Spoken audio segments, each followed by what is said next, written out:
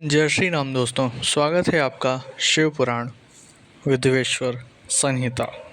पहला अध्याय, पापनाशक साधनों के विषय में प्रश्न, जो आदि से लेकर अंत में हैं, नित्य मंगलमय हैं, जो आत्मा के स्वरूप को प्रकाशित करने वाले हैं, जिनके 5 मुख हैं, जो खेल खेल में जगत की रचना, पालन और संहार तथा अनुग्रह एवं तिरोभाव रूपी 5 प्रबल कर्म करते हैं, उन सर्वश्रेष्ठ अजर अमर उमापति भगवान शंकर का मैं मन ही मन चिंतन करता हूँ।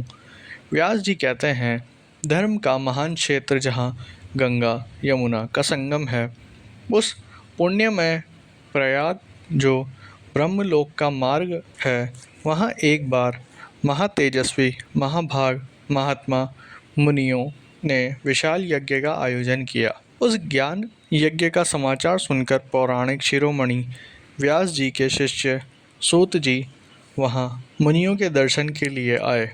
सूत जी का सभी मुनियों ने विधिवत स्वागत व सत्कार किया तथा उनकी स्तुति करते हुए हाथ जोड़कर उनसे कहा, हे सर्वज्ञ विद्वान रोमहर्षिणी जी, आप बड़े भाग्यशाली हैं। आपने स्वयं व्यास जी के मुख से पुराण विद्या प्राप्त की है।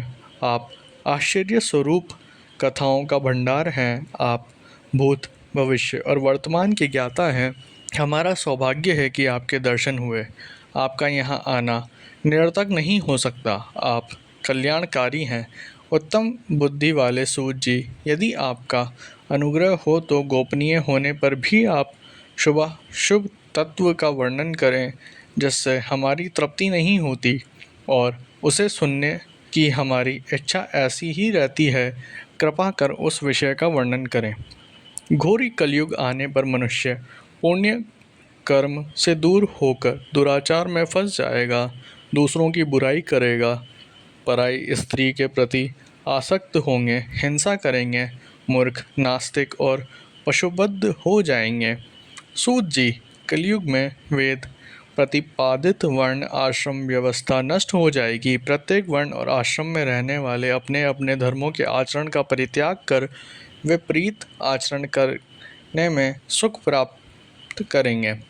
इस सामाजिक वर्ण संकरता से लोगों का पतन होगा, परिवार टूट जाएंगे, समाज बिखर जाएगा, प्राकृतिक आपदाओं से जगह जगह लोगों की मृत्यु होगी, धन का क्षय होगा, स्वार्थ और लोभ की प्रवृत्ति बढ़ जाएगी, ब्राह्मण लोभी हो जाएंगे और वेद बेचकर धन प्राप्त करेंगे, मद से मोहित होकर दूसरों को ठगेंगे, पूजा पाठ नहीं करेंगे और ब्रह्म ज्ञान से शून्य होंगे। क्षत्रिय अपने धर्म को त्याग कर कुंसगी, पापी और व्यभिचारी हो जाएंगे।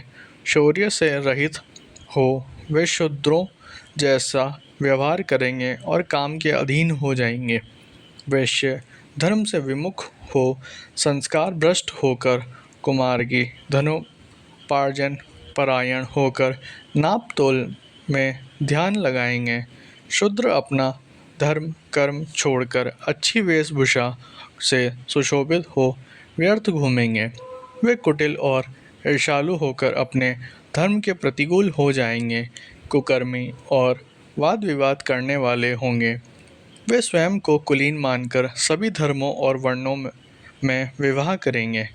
स्त्रियां सदाचार से विमुख हो जाएगी। वे अपनी पति का अपमान करेगी और सास ससुर से लड़ेगी, मलिन भोजन करेगी। उनका शील स्वभाव बहुत बुरा होगा। सूत जी, इस तरह जिनकी बुद्धि नष्ट हो जाएगी और जिन्होंने अपने धर्म का त्याग कर दिया है, ऐसे लोग लोक परलोक में उत्तम गति कैसे प्राप्त करेंगे? इस चिंता से हम सभी व्याकुल हैं। परोपकार के समान कोई धर्म नहीं है। इस धर्म का पालन करने वाला दूसरों को सुखी करता हुआ स्वयं भी प्रसन्नता अनुभव करता है। ये भावना यदि निष्काम हो तो कर्ता का हृदय शुद्ध करते हुए उसे परम गति प्रदान करती है। हे महामुने, आप समस्त सिद्धांतों के ज्ञाता हैं। कृपा कर कोई ऐसा उपाय बताइए जिससे इन सब के पापों का तत्काल नाश हो जाए। व्यास जी कहते हैं, उन श्रेष्ठ मुनियों कि यह बात सुनकर सूत जी मन ही मन परम श्रेष्ठ भगवान शंकर का स्मरण करके उनसे इस प्रकार बोले।